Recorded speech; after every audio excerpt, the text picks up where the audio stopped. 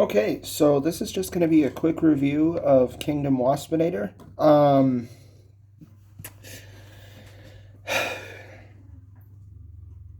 have some feelings about this toy. I don't know if they're all positive. I don't know if they're all negative.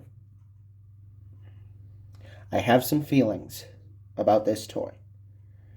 We're going to start with the positives. The positives, I love the wasp head. I absolutely love that. I am 100% digging that, and his mandibles can open and close. I love that. I really do like that. Now, this is something I'm going to bring up because I have a bit of an issue with it. It's got a lot of shared engineering with the Thrilling 30 Waspinator. And I will say this, it does have T30 Waspinator beat in that it hides the hands a lot better. That's about where the positives end for this figure. It's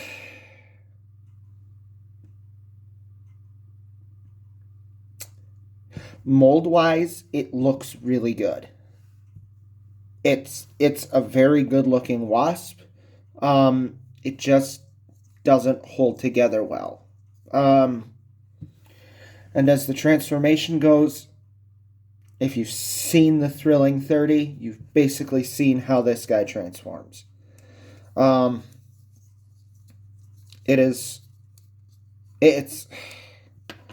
not a bad transformation, and they did improve some things for connections from the Thrilling 31. But it's just it floors me that they're going to essentially recreate the Thrilling 30 mold, and they're going to waste money recreating the Thrilling 30 mold when, frankly, they could have just taken the Thrilling 30 mold, retooled some stuff, saved themselves a bunch of money, and then had it look just as good. And frankly might have saved some problems that I have with the mold as it is. It's hard to say that this is a bad mold, because it's not a terrible mold. It's not a terrible figure. It's just, if you're going to essentially redo a figure that's, 5, 6 years old at this point? If you're going to essentially redo that figure, then I think you should be actively working to improve that figure, I guess. You should be looking at the flaws that it had and saying, yep, we can fix that, and that's definitely something we can fix. This got rid of the flapping wing gimmick, which I do appreciate. I didn't like that on Thrilling 30 Waspinator. So I can sort of appreciate that, but it's just very disappointing for, I don't know. It's disappointing.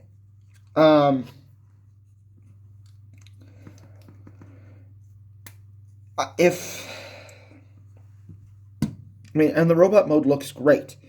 The robot mode really does look good. I cannot complain about that robot mode at all. It is a beautiful looking figure in its robot mode. It's not bad. The paint detailing is beautiful.